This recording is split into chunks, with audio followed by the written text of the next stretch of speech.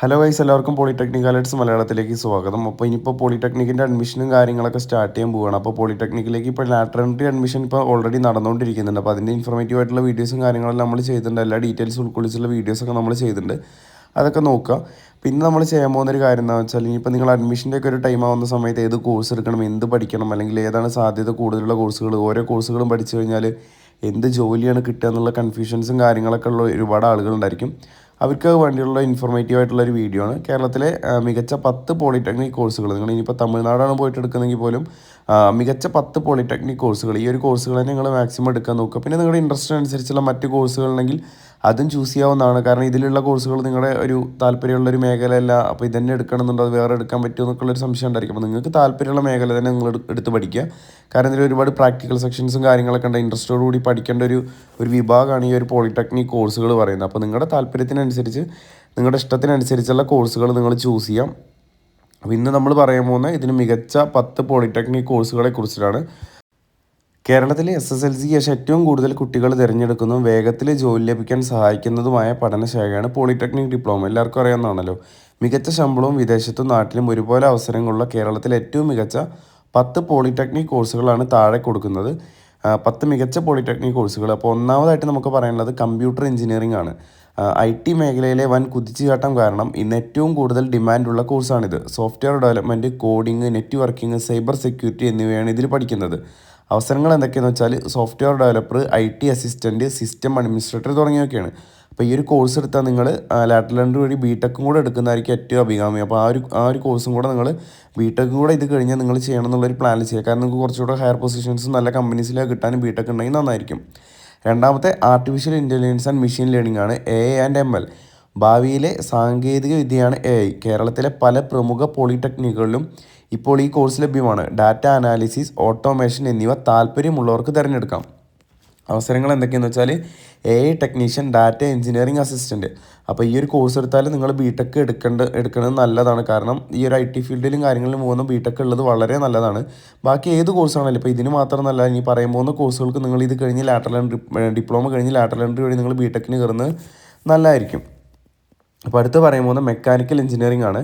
എക്കാലത്തും അവസരങ്ങളുള്ള ഒരു എവർഗ്രീൻ കോഴ്സാണിത്. യന്ത്രങ്ങളുടെ രൂപകൽപ്പന, നിർമ്മാണം, പ്രവർത്തിപ്പിക്കൽ എന്നിവയാണ് ഇതിൽ വരുന്നത്. റെയിൽവേ, മെട്രോ, വലിയ ഫാക്ടറികൾ എന്നിവിടങ്ങളിൽ ധാരാളം അവസരങ്ങളുണ്ട്. അവസരങ്ങൾ junior mechanical engineer, production supervisor തുടങ്ങിയൊക്കെയാണ്.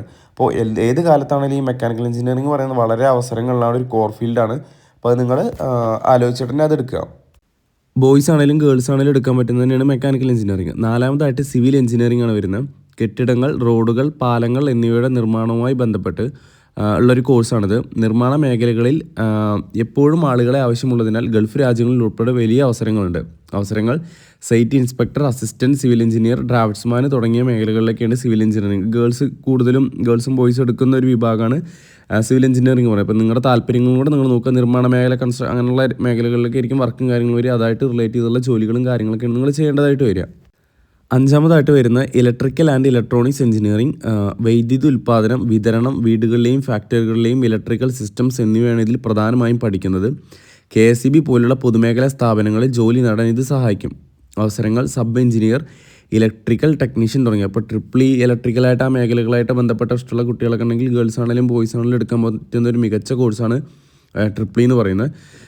അതുപോലെ തന്നെ ആറാമത്തെ കോഴ്സ് പറയുന്നത് ഓട്ടോമൊബൈൽ എഞ്ചിനീയറിംഗ് ആണ്. വാഹനങ്ങളോട് കമ്പമുള്ളവർക്ക് തിരഞ്ഞെടുക്കാൻ പറ്റിയ മികച്ച കോഴ്സ്. ഇലക്ട്രിക് വാഹനങ്ങളുടെ EV വരവോടെ ഈ മേഖലകളിൽ വലിയ തൊഴിൽ സാധ്യതകളാണ് നിലവിലുള്ളത്.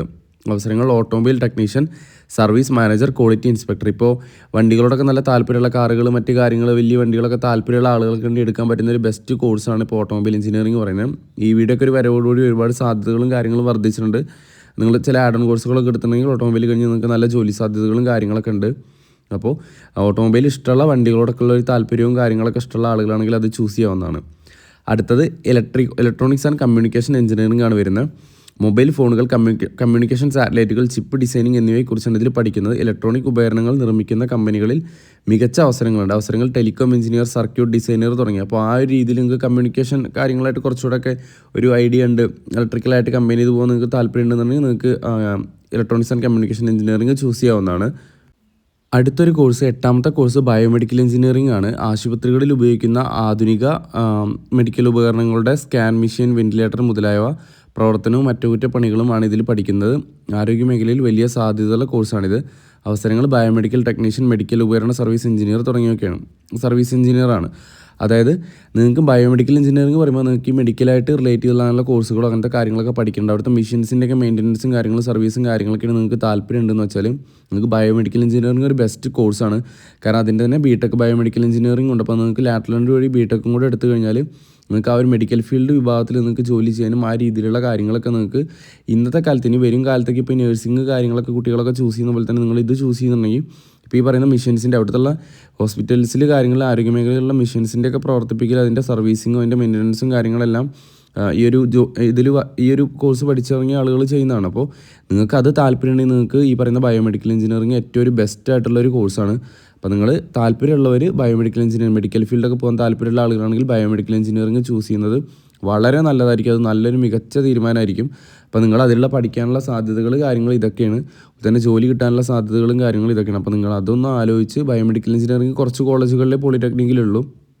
അപ്പോൾ നിങ്ങളത് ആലോചിച്ചിട്ട് ഏതൊക്കെ കോളേജുകളുള്ളതെന്ന് ചൂസ് ചെയ്തിട്ട് നിങ്ങൾ തിരഞ്ഞെടുക്കുന്നത് എന്തായാലും നല്ലതായിരിക്കും. അപ്പോൾ നിങ്ങൾ ആ രീതിയിൽ നോക്കുന്നത് ബെറ്റർ ആയിരിക്കും. അടുത്ത കോഴ്സ് പറയുന്നത് കെമിക്കൽ എഞ്ചിനീയറിംഗ് ആണ്. പെട്രോളിയം റിഫൈനറികൾ, ഫാർമസ്യൂട്ടിക്കൽ കമ്പനികൾ, പ്ലാസ്റ്റിക്, ഫെർട്ടിലൈസർ ഫാക്ടറി എന്നിവങ്ങളിൽ വലിയ ആവശ്യക്കാരുള്ള കോഴ്സാണിത്. കേരളത്തിൽ കൊച്ചിൻ റിഫൈനർ ഫാക്ടറി പോലുള്ള സ്ഥാപനങ്ങളിൽ അവസരങ്ങളുണ്ട്. അവസരങ്ങൾ process technician, lab assistant. Chemical engineering മേഖലകളിൽ നിങ്ങൾക്ക് താല്പര്യം ഉണ്ടെങ്കിൽ കെമിക്കൽ റിലേറ്റഡ് ആ ഒരു രീതിയിലുള്ള വർക്കുകളും കാര്യങ്ങളും അങ്ങനത്തെ ലാബുകളിൽ കാര്യങ്ങളിലൊക്കെ നിങ്ങൾക്ക് താല്പര്യം ഉണ്ടെങ്കിൽ നിങ്ങൾക്ക് എടുക്കാൻ പറ്റുന്നതാണ് കെമിക്കൽ എഞ്ചിനീയറിംഗ് പറഞ്ഞ കോഴ്സ്. 10ാമത്തെ ഇൻഫർമേഷൻ ടെക്നോളജി. കമ്പ്യൂട്ടർ എഞ്ചിനീയറിംഗിന് സമാനമായ web designing, database management, internet സാങ്കേതികതകൾ എന്നിവയിലാണ് ഈ കോഴ്സ് കൂടുതൽ ശ്രദ്ധ കേന്ദ്രീകരിക്കുന്നത്. അവസരങ്ങൾ web developer, network support engineer കാര്യങ്ങളൊക്കെയാണ് അതിൽ വരുന്നത്. അപ്പോൾ ഈ പറയുന്ന അവസാനത്തെ ഇൻഫർമേഷൻ ടെക്നോളജി കോഴ്സാണെങ്കിലും കമ്പ്യൂട്ടർ എഞ്ചിനീയറിംഗ് കോഴ്സൊക്കെ ആണെങ്കിലും IT മേഖലയിലുള്ള ജോലികൾക്കും കാര്യങ്ങളൊക്കെ അല്ലെങ്കിൽ ആ രീതിയിലുള്ള കാര്യങ്ങളൊക്കെ നിങ്ങൾ പ്ലാൻ ചെയ്യുന്നുണ്ടെങ്കിൽ നിങ്ങൾക്ക് എടുക്കാൻ പറ്റുന്ന കോഴ്സാണ്. അപ്പോൾ അത് കഴിഞ്ഞിട്ട് ബിടെക് എടുക്കുന്നത്. ഇപ്പോൾ ഇതിൽ 10 കോഴ്സാണെങ്കിൽ ഈ 10 കോഴ്സ് കഴിഞ്ഞിട്ടും ലാറ്ററൽ എൻട്രി വഴി ബിടെക് എടുക്കുന്നത് വളരെ നല്ലതാണ്. കാരണം കുറച്ചുകൂടെ നിങ്ങളുടെ ഒരു ഡിഗ്രി ലെവലിൽ നിങ്ങൾക്ക് കയറാനും പറ്റും. അതുപോലെ തന്നെ നല്ല മികച്ച ജോലി സാധ്യതകളും കാര്യങ്ങളൊക്കെ നിങ്ങൾക്ക് കിട്ടുന്നതായിരിക്കും. അപ്പോൾ നിങ്ങൾ പരമാവധി ഇത് കഴിഞ്ഞ് എന്ത് ചെയ്യുക, ബിടെക് എടുക്കാനും കൂടെ നിങ്ങൾ പരമാവധി ശ്രദ്ധിക്കുക. അപ്പോൾ അതാണ് മെയിനായിട്ട് പറയാനുള്ളത്. അഡ്മിഷൻ പ്രോസസ്സ് സാധാരണയായി ജൂൺ ജൂലൈ മാസങ്ങളിലാണ് DTE കേരളയുടെ ആ ഒരു ഏകജാലക അഡ്മിഷൻ നടക്കുന്നത്. അപ്പോൾ 10ാം ക്ലാസ്സിലെ മാർക്ക് അനുസരിച്ചാണ് നിങ്ങൾ സാധാരണ അതിൻ്റെ ഇൻഡെക്സ് സ്കോർ കാര്യങ്ങൾ വെച്ചിട്ടാണ് നിങ്ങൾ എന്ത് ചെയ്യുന്നത്, പോളിടെക്നിക്കിലേക്ക് നിങ്ങൾക്ക് അഡ്മിഷൻ സാധാരണ റെഗുലറായിട്ടുള്ളത് കിട്ടുന്നത്. പിന്നെ 3 വർഷം 6 സെമസ്റ്ററാണുള്ളത്. ജൂൺ ജൂലൈ മാസങ്ങളിൽ ഞാൻ പറഞ്ഞതുപോലെ DTE Kerala director of technical എഡ്യൂക്കേഷൻ്റെ സൈറ്റ് വഴിയാണ് വരുന്നത്. അപ്പോൾ നിങ്ങളത് പ്രധാനമായിട്ട് നോക്കുക. പിന്നെ തുടർ പഠന സാധ്യത ഞാൻ പറഞ്ഞു. ലാറ്ററൽ എൻട്രി അഡ്മിഷൻ വഴി നിങ്ങൾക്ക് കയറാൻ പറ്റുന്ന കാര്യം, പോളിടെക്നിക് ഡിപ്ലോമ മികച്ച മാർക്കോടെ പാസ്സാകുന്ന കുട്ടികൾക്ക് ലാറ്ററൽ എൻട്രി വഴി നേരിട്ട് ബിടെക് 2ാം വർഷത്തിലേക്ക് സെക്കൻഡ് ഇയറിലേക്ക് പ്രവേശനം നേടാം. അതായത് ഒരു ലാറ്ററൽ എൻട്രി എക്സാം നിങ്ങൾക്ക് അറ്റൻഡ് ചെയ്ത് കയറാം. അപ്പോൾ ഇതൊക്കെയാണ് മികച്ച 10 കോഴ്സുകൾ പറയുന്നത്. മറ്റെന്തെങ്കിലും സംശയങ്ങളോ കാര്യങ്ങളുണ്ടെങ്കിൽ വീഡിയോയ്ക്ക് താഴെ കമൻറ്റ് ചെയ്തോളൂ. പോളിടെക്നിക്കായിട്ട് ബന്ധപ്പെട്ട എല്ലാ സംശയങ്ങൾക്കും നമ്മൾ ഈ ഒരു ചാനൽ വഴി വീഡിയോസ് വഴി നിങ്ങൾക്ക് ഇൻഫർമേഷൻസ് നമ്മൾ ചെയ്യുന്നതായിരിക്കും. അപ്പോൾ നിങ്ങൾക്ക് എന്തെങ്കിലുമൊക്കെ സംശയം ഉണ്ടെങ്കിൽ കമൻറ്റ് ചെയ്തോളൂ. മറ്റൊരു വീഡിയോ ആയിട്ട് വരാം. താങ്ക്